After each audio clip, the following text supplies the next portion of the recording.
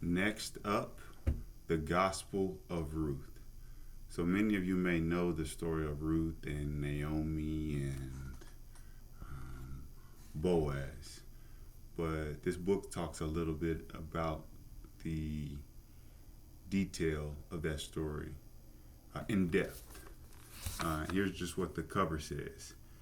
In a time of transition, Carolyn James found herself haunted by a single question: is God good for women? She felt the tension between her understanding that women are God's image bearers and troubling impression that God values the contribution of his sons more than those of his daughters.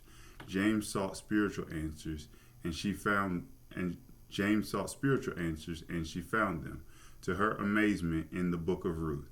That seemed counterintuitive. After all, isn't the story of Ruth about a passive, differential, submissive woman who knew her place and man who saved the day? Far from it. Delving into recent scholarly works on this important book, Carolyn James uncovers a portrait of a woman whose relationship with God mobilizes her to the levels of radical living and self-giving love that Jesus modeled and taught his followers.